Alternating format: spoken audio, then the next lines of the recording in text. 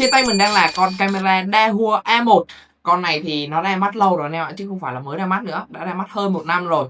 Tuy nhiên thì mình dự đoán là trong năm 2026 cái con camera Dahua A1 sẽ được bán rất chạy ở trên các sàn thương mại điện tử. Vì trong năm 2026 này mình thấy giá của con Dahua A1 thực sự rất là ngon anh em ạ.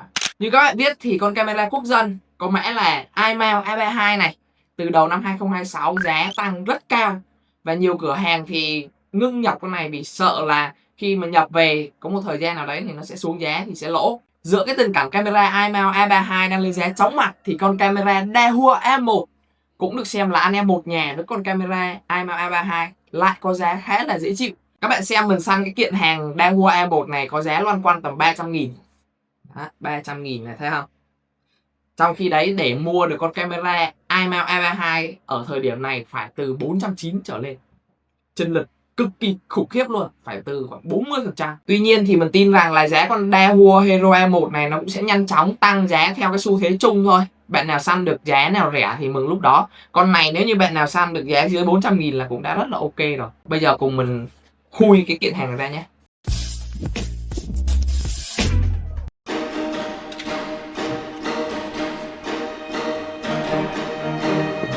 Khui ra thì cái hộp khá là giống cái hộp con camera iMount A32 này anh em thấy không? Y chóc luôn. Con camera iMount A32 đang là 3 mê đúng không? Con camera Dahua mình mua 4 mê này. 4 mê mua 300, 3 mê mua 490.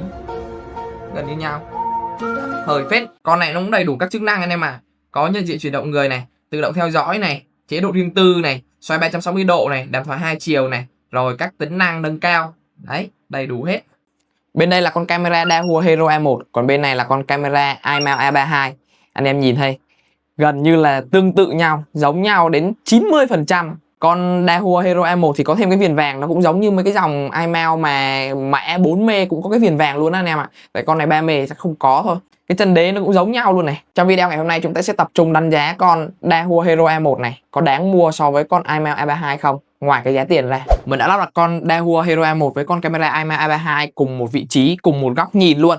Và khi mà mình đã lắp đặt và mình cài đặt thì để tất cả các thông số đều là cơ bản hết. Tức là cài đặt sao thì như thế, không có chỉnh màu, cũng không có điều chỉnh về HDR của tất cả camera này để nó so sánh công bằng nhất.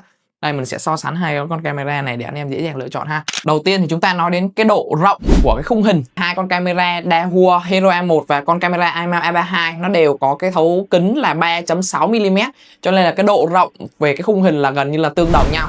Hai cái này là giống nhau hết anh em ạ, không có gì khác cả. Con camera iMount A32 nó cũng là con của thằng Dahua thôi, cho nên là về cái thiết kế để thấu kính nó 3.6mm là giống nhau hoàn toàn luôn. Ở đây có một điểm khác biệt mà khi anh em mở cái con camera iMount A32 và con camera Hero A1 lên là chúng ta nhìn thấy ngay.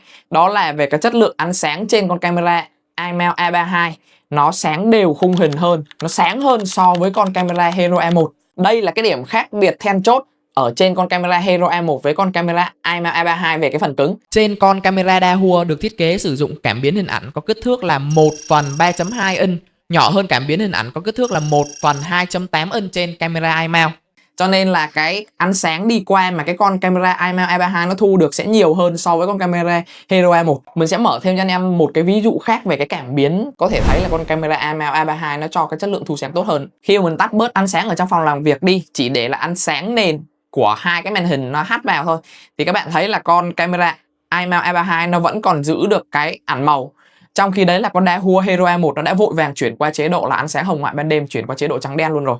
Cảm biến trên con camera iMount A32 nó chỉ lớn hơn con Hero A1 có một chút xíu thôi, nhưng mà nó đã tạo ra một cái sự khác biệt về cái chất lượng thu sáng. Khi mình phóng lớn video lên thì chúng ta quan sát thấy là con camera Dahua nó cho chất lượng chi tiết về hình ảnh nhiều hơn so với con camera iMount. Điều này cũng là sự khác biệt về phần cứng. Con Dahua Hero A1 là con camera 4 mê thì nó sẽ có cái mật độ điểm ảnh dày hơn so với con camera 3 mê là con camera iMount A32.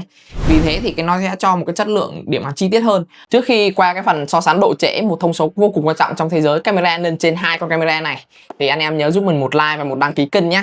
Định hướng trong năm 2026 này mình sẽ làm các nội dung chuyên sâu về công nghệ nói chung và các thông tin về camera an ninh nói riêng. Mình rất hy vọng là các thông tin ở trên kênh DNTV nó sẽ có giá trị tham khảo cao, cũng như là hỗ trợ các bạn về các vấn đề như là sửa lỗi camera an ninh tại nhà, hướng dẫn các bạn lắp đặt sử dụng các con camera an ninh. Mình cũng rất là mong chờ sự phản hồi của các bạn ở phần bình luận để mình ngày một nâng cao cái chất lượng nội dung. Rồi, bây giờ chúng ta sẽ tiến hành so sánh độ trễ của hai con camera này nhé.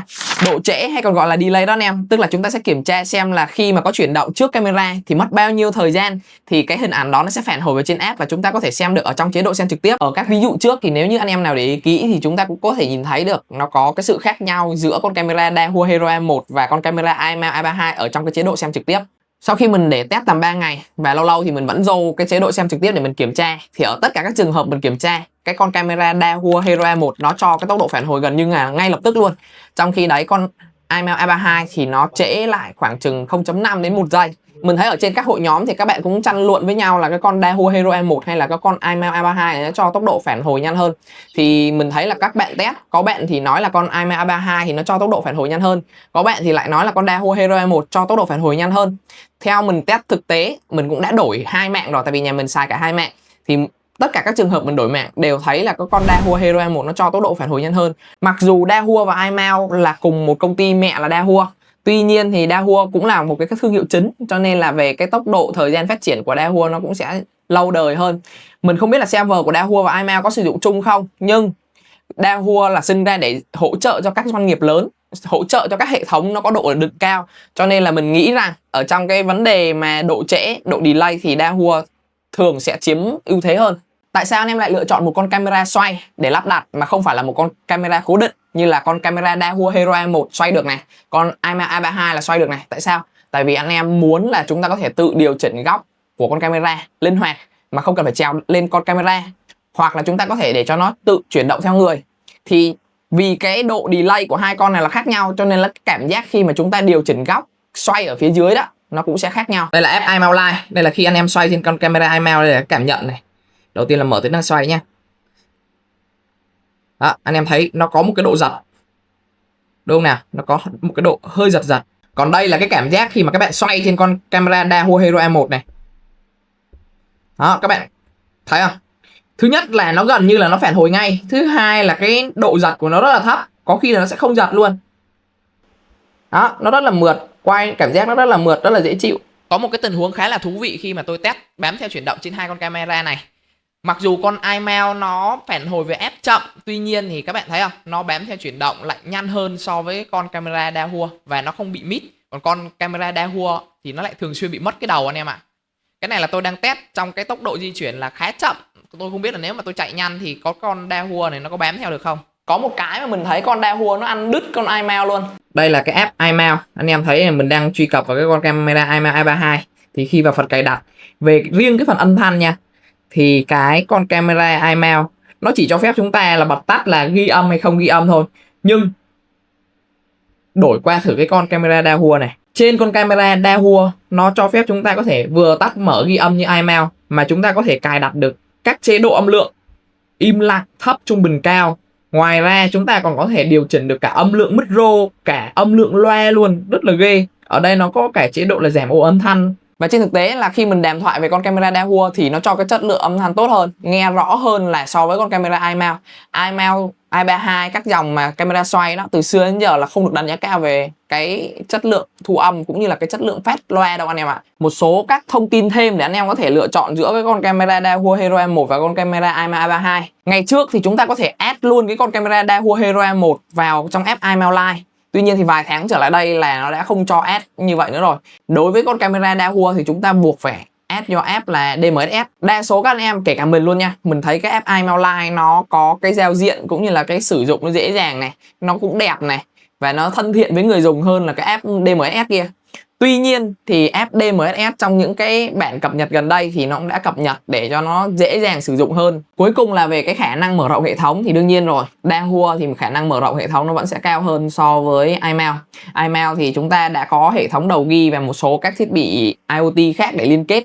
Tuy nhiên thì con Dahua nó lại có một cái hệ sinh thái từ lâu đời và cũng như là cái hệ thống hỗ trợ tên miền này kia nó sẽ rất là tốt. Add vào đầu ghi của Dahua để cho cái tốc độ phản hồi nó ok và ổn định hơn nhiều so với iMount. Và tất cả các thông số so sánh thì mình thấy là mỗi con nó đều có cái ưu điểm nhược điểm riêng. Nếu như các bạn cần coi trực tiếp mà cần độ chính xác, rồi độ ổn định cao và cái âm thanh chất lượng đàm thoại tốt, ít khi mà chúng ta phải sử dụng cái tính năng mà bám theo chuyển động, thì các bạn ưu tiên sử dụng cái con Dahua Hero M1 thì nó sẽ tối ưu hơn. Ngược lại, nếu như mà các bạn rep ở trong cái môi trường ánh sáng yếu này, ưu tiên cái tính năng mà bám theo chuyển động, thì các bạn có thể lắp đặt con camera iMount i32. Tất nhiên là trong trường hợp các bạn mới bắt đầu mua camera thì hai con này mình thấy mua con nào cũng ok cả. Nhưng nếu như trong nhà các bạn đang hiện diện con camera iMount rồi, hoặc là đang sử dụng hệ thống camera Dahua rồi, thì các bạn nên lựa chọn camera cùng hãng luôn. Các thông số căn bản trên camera Dahua Hero i1 và iMount i32 thì mình đã so sánh là ở mức độ tương đối, anh em có thể tham khảo và lựa chọn thiết bị cho phù hợp. Ngoài ra thì nó có những cái thông số nâng cao hơn, như là chế độ chống ngược sáng hoặc là căn chỉnh màu trên hai con này thì nó có sự khác biệt gì không, thì cái đấy nó khá là nhiều nội dung mình sẽ làm ở cái video tiếp theo. Nếu anh em thấy video này có ích đối với anh em thì nhớ giúp mình một like và một đăng ký kênh để kênh mình phát triển nha. Link sản phẩm thì mình để ở dưới phần mô tả, mua ở đâu cũng như nhau cả, anh em mua thì bấm một link mua ủng hộ mình. Chào anh em, hẹn gặp lại em ở video sau.